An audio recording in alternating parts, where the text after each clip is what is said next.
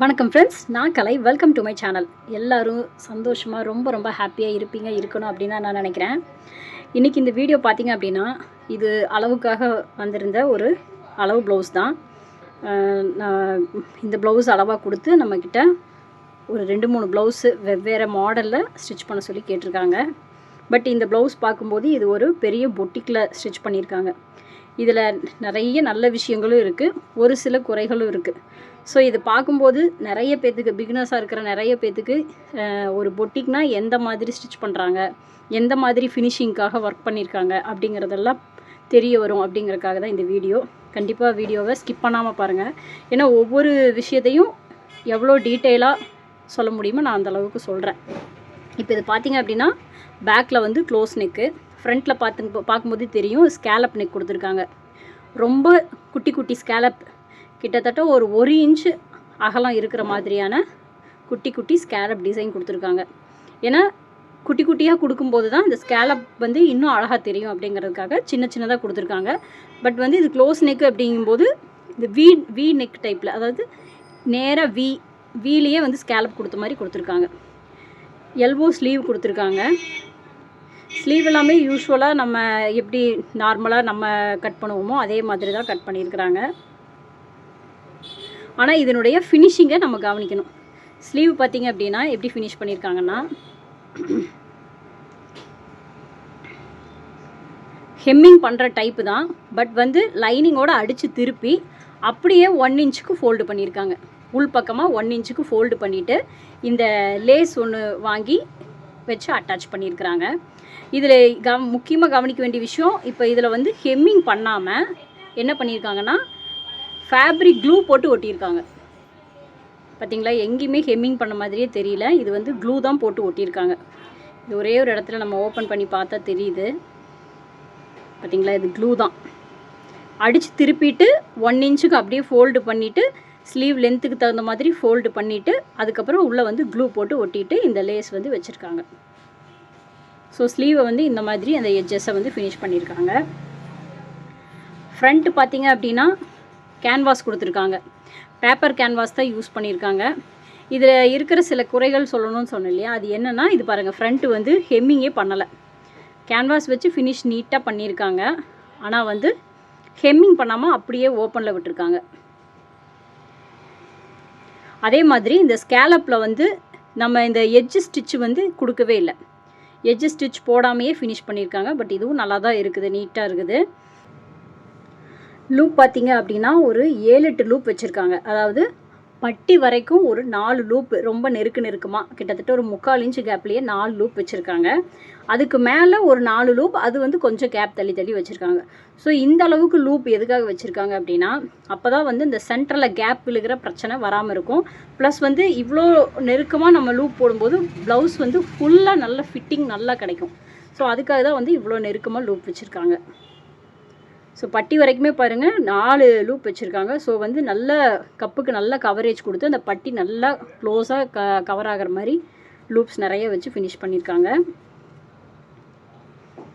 So இப்போ பேக்கில் பார்த்தோம் அப்படின்னா, பேக்கில் வந்து இந்த மேலே க்ளோஸ் நெக் வந்து ஒரு 2 இன்ச்சு இறக்கத்தில் தான் வந்து க்ளோஸ் நெக் வச்சுருக்காங்க. அதுக்கு மேலே பாருங்கள் இந்த மாதிரி ஒரு ஷேப் கொடுத்து இங்கேயும் வந்து ஸ்கேலப் வச்சு ஃபினிஷ் பண்ணியிருக்காங்க. ஸோ அடித்து திருப்பியிருக்காங்க.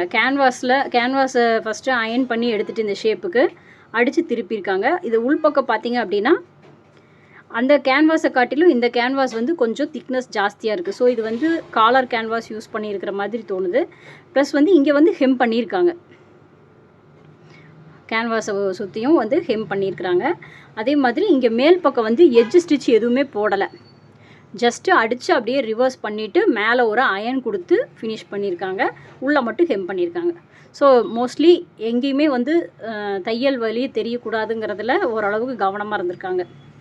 அதே மாதிரி இடுப்பு பகுதி பார்த்திங்க அப்படின்னா, முதலையே ஒரு 1/4 இன்ச்சில் டாட் பிடிச்சிருக்காங்க. இந்த பக்கம் 1/4 இன்ச், இந்த பக்கம் 1/4 இன்ச்சில் டாட் பிடிச்சிருக்காங்க. பீஸ் கொடுத்து அடிச்சிருக்கிறாங்க. லைனிங் கிளாத்தவே வந்து பீஸாக கொடுத்து ஒரு 1 இன்ச் அகலத்தில் ஒரு பீஸ் கொடுத்து அடிச்சிருக்காங்க. இங்கேயும் மேலே தையல் தெரியக்கூடாதுங்கிறக்காக உள்பக்கமாக வந்து ஹெம் பண்ணிட்டாங்க. அதுவும் இந்த ஹெம்மிங் எல்லாமே பார்த்திங்க அப்படின்னா நம்மளுடைய மெயின் கிளாத்தில் வந்து படவே இல்லை. ஸோ பேக் ஃபுல்லாகவே இந்த மாதிரி ஃபினிஷிங் கொடுத்துருக்காங்க. இப்போ இதில் வந்து அவங்க ஒரு சில கரெக்ஷன் மட்டும்தான் என்கிட்ட சொல்லியிருக்காங்க. அது என்னென்னா, இந்த ஷோல்டர் கிட்ட வந்து அவங்களுக்கு ஸ்லீவ்லேருந்து அப்படியே இறங்கி வருது அப்படின்னு சொல்லியிருக்கிறாங்க. ஸோ அப்படி பார்க்கும்போது நான் இவங்களுடைய செஸ்ட் மெஷர்மெண்ட்டு அளந்து பார்த்துட்டு, இந்த போட் நெக்குக்கு அவங்க எவ்வளோ சீம் அலவன்ஸ் சேர்த்திருப்பாங்களோ அந்த மெஷர்மெண்ட்டை கழிச்சிட்டு பார்க்கும்போது இவங்களுடைய அப்பர் செஸ்ட் மெஷர்மெண்ட்டை நான் கண்டுபிடிச்சி பார்த்தேன். அப்படி பார்க்கும்போது இவங்களுக்கு வந்து ஷோல்டர் மெஷர்மெண்ட்டை வந்து அதிகமாக வச்சுருக்காங்க. ஸோ அதிகமாக வைக்கும்போது பார்த்திங்கன்னா அந்த கம்ப்ளைண்ட்டு கண்டிப்பாக வந்திருக்கும். அதே மாதிரி அவங்க இந்த ப்ளவுஸ் போட்டிருந்த ஒரு ஃபோட்டோ கூட எனக்கு அனுப்பிச்சிருந்தாங்க. ஸோ அதை பார்க்கும்போது எனக்கு இன்னும் நல்லாவே கிளியராக புரிஞ்சுது. நான் மெஷர் பண்ணி பார்க்கும்போதே கண்டுபிடிச்சிட்டேன் இவங்க ஷோல்டர் அதிகமாக வச்சுருக்காங்கன்னு சொல்லிட்டு. அதே மாதிரி அவங்களும் அதே மாதிரி சொல்லும்போது அப்புறம் அந்த ஃபோட்டோஸ் எல்லாம் பார்க்கும்போது நான் கன்ஃபார்ம் பண்ணிட்டேன். அதுக்கப்புறம் நான் கட்டிங் பண்ணும்போது அந்த ஷோல்டர் மெஷர்மெண்ட்டு இவங்களோட பாடிக்கு தகுந்த மாதிரி எவ்வளோ கம்மி பண்ணி கட் பண்ணணுமோ அந்த மாதிரி நான் கட் பண்ணியிருக்கேன்.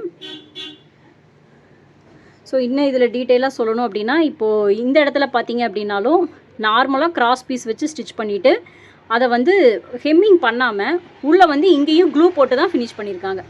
க்ளூ போட்டு அப்படியே ஒட்டி விட்டுட்டு மேலே ஒரு அயன் கொடுத்துருக்காங்க. ஸோ மேலே பார்த்திங்கன்னா எந்த ஒரு இதுவுமே ஸ்டிச்சஸ் எதுவுமே வெளியில் தெரியல. ஸோ பார்க்கும்போது ரொம்ப நீட்டான ஒரு ப்ளவுஸ் மாதிரி தான் தெரியுது. பட் இந்த இடத்துல ஆம் ஹோல் ஜாயிண்ட்டுக்கிட்ட ஏதோ ஒரு கரெக்ஷன் இருக்கிற மாதிரி எனக்கு தோணுது. ஒரு மாதிரி நேராக இல்லாமல் இந்த இடத்துல ஒரு சின்ன பெண்டு கொடுத்து வளைச்சி கொண்டு வந்திருக்கிற மாதிரி எனக்கு பார்க்கும்போது தெரியுது. உங்களுக்கு அது தெரியுதான்னு சொல்லிட்டு பார்த்து சொல்லுங்கள். மற்றபடி உள்பக்கமெல்லாம் ஃபினிஷிங் பார்த்திங்க அப்படின்னா ரொம்ப ரொம்ப நல்லா இருக்குது. ஓவர்லாக்லாம் நல்லா பக்காவாக கொடுத்துருக்காங்க. இந்த எல்லாமே கரெக்டாக சீம் அலவன்ஸ் எல்லாம் மாறாமல் ஒரே அளவாக ஸ்டிச் பண்ணியிருக்காங்க. ஓவர்லாக் இருக்குது. அதே மாதிரி முக்கியமான விஷயம் என்ன அப்படின்னா, இந்த ப்ளவுஸில் எல்லா இடத்துலையுமே சிங்கிள் ஸ்டிச்சு தான் போட்டிருக்காங்க. எங்கேயுமே டபுள் ஸ்டிச்சே கிடையாது. எல்லா இடத்துலையுமே சிங்கிள் ஸ்டிச். ஆனால் அந்த சிங்கிள் ஸ்டிச் பார்த்திங்க அப்படின்னா ரொம்ப நெருக்கமாக குட்டி தையல் போடுவோம் இல்லையா, மேபி அந்த 2, 1.5 அந்த அளவில் வச்சு போடுவோம் நம்ம பவர் மிஷினில். அந்த அளவுக்கு தானே ஒரு குட்டி குட்டி ஸ்டிச்சஸ் தான் போட்டிருக்காங்க. இங்கே சைடு பார்த்திங்க அப்படின்னா 5 இன்ச் வரைக்கும் போட்டிருக்காங்க. 5 இன்ச்சு பாடியில் ஒரு 4 இன்ச் இருக்குது. இங்கே வந்து மேபி 4 போட்டிருப்பாங்க. கஸ்டமர் ஏதாவது கொஞ்சம் கை டைட் பண்ணி கொடுங்கன்னு கேட்கும்போது எக்ஸ்ட்ரா ஒரு ஸ்டிச் போட்டிருக்காங்கன்னு நினைக்கிறேன். ஸோ எல்லா பக்கமே சிங்கிள் ஸ்டிச்சு போட்டிருக்காங்க. உள்ளே வந்து ஓவர்லாக் பண்ணியிருக்காங்க. அவ்வளோதான்.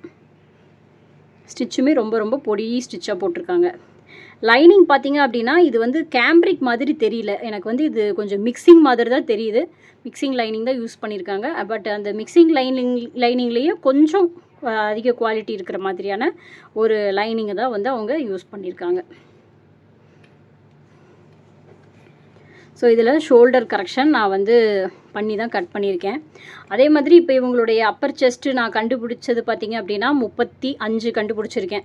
ஸோ 36 உண்டான ஷோல்டர் மெஷர்மெண்ட்டை வச்சுருக்கேன். அப்பர் செஸ்ட் 36க்கு உண்டான ஷோல்டர் மெஷர்மெண்ட் வச்சுருக்கேன்.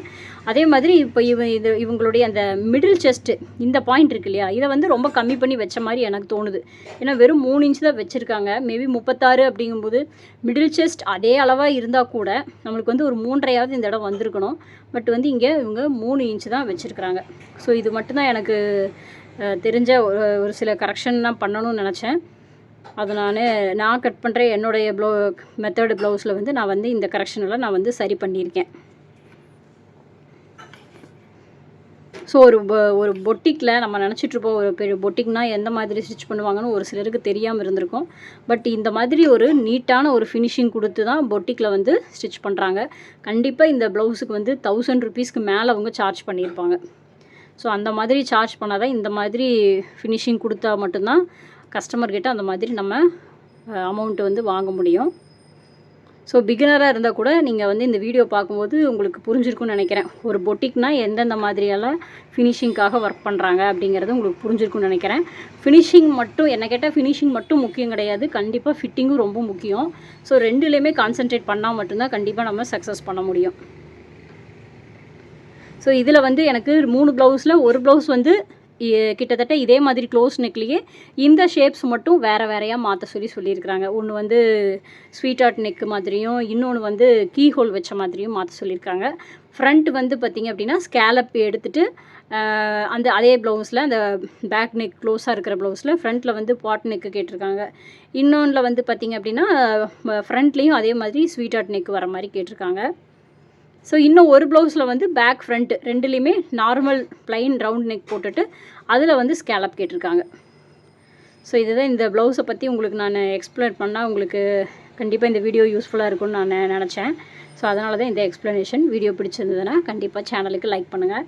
இந்த மாதிரி டெய்லரிங் ரிலேட்டடான வீடியோஸ் உங்கள் ஃப்ரெண்ட்ஸ் யாருக்காவது பிடிக்கும், உங்கள் ஃபேமிலியில் யாருக்காவது பிடிக்கும்னா அவங்களுக்கும் கண்டிப்பாக இந்த வீடியோவை ஷேர் பண்ணுங்கள். தேங்க்ஸ் ஃபார் வாட்சிங் ஃப்ரெண்ட்ஸ். பை.